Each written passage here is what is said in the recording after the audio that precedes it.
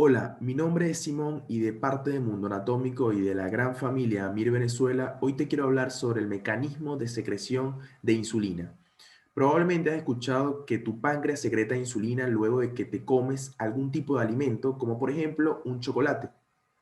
Hoy te quiero hablar de cómo tu páncreas se entera que la glucosa en sangre ha aumentado y cómo es el mecanismo por el cual tu páncreas secreta insulina.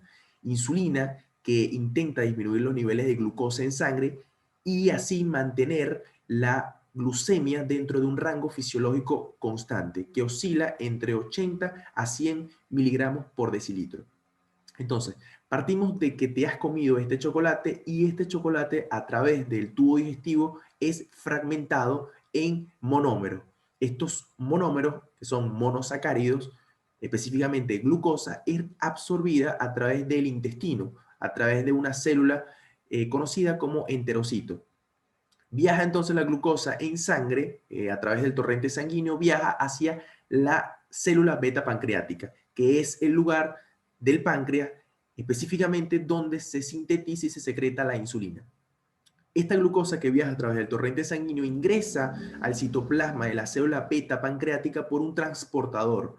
Este transportador se expresa de manera constitutiva en la membrana de la célula beta pancreática y es el transportador GLUT2. La glucosa que ingresa a la célula beta pancreática rápidamente es fosforilada por una enzima, que es la glucoquinasa. Hay dos cosas importantes que hay que hablar sobre esta enzima, y es que esta enzima tiene un Km elevado y una afinidad por su sustrato muy baja.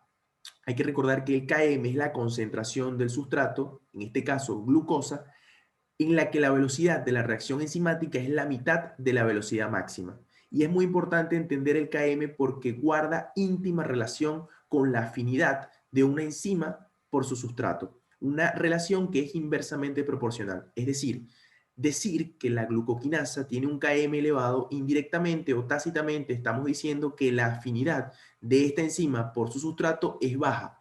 Y esto es muy importante porque justamente nos permite entender que esta enzima va a estar activa, bien estimulada en condiciones donde la glucosa o las concentraciones de glucosa sean elevadas, como por ejemplo en el caso en el que te has comido este chocolate y que esta enzima no va a estar estimulada o no va a estar tan estimulada en situaciones cuando no tengas niveles de glucosa en sangre altos, como por ejemplo en un ayuno.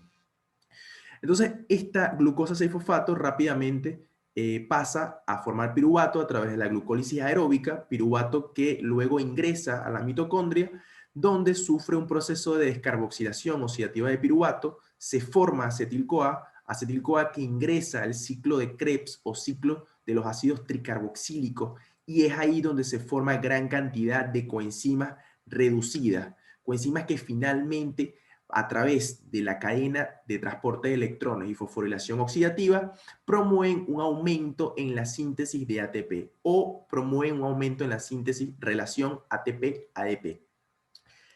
Hay una cosa importante a señalar del mecanismo de secreción de insulina y es que existe un canal de potasio que es sensible al ATP en la membrana de esta célula.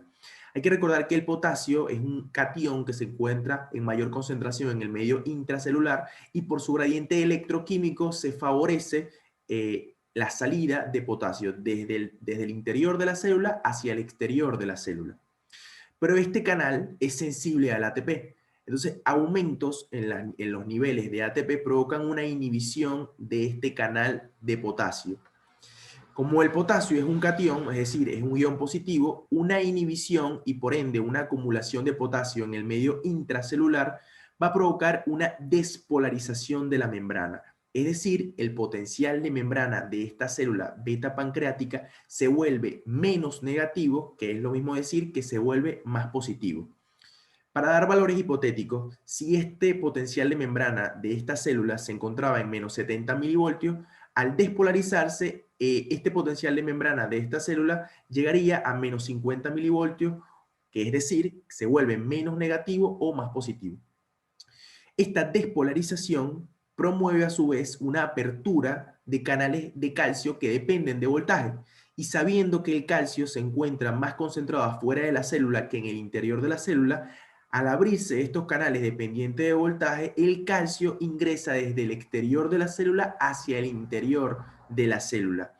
El calcio es un mensajero muy importante porque promueve la exocitosis de vesículas que tienen en su interior insulina previamente formada. Es decir, que este calcio que acaba de ingresar promueve la liberación de vesículas que ya tienen insulina en sus gránulos almacenados y así se secreta la insulina hacia el torrente sanguíneo.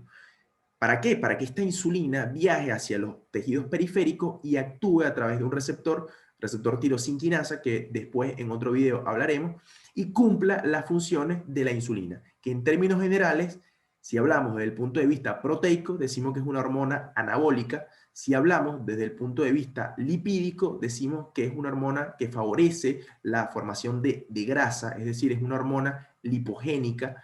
Y si hablamos de los carbohidratos, que es lo que más nos importa en este caso, decimos que es una hormona que disminuye los niveles de glucosa en sangre, disminuye la glucemia, entonces es una hormona hipoglucemiante. Otra cosa a destacar del mecanismo de secreción de insulina es que el canal de potasio presenta una subunidad que se llama SUR, y se llama SUR porque es sensible a las sulfonilureas. Son una clase de fármacos que actúan inhibiendo el canal de potasio y de esta manera estimulando la secreción de insulina. Y justamente por eso son fármacos que son indicados en los pacientes con diabetes tipo 2.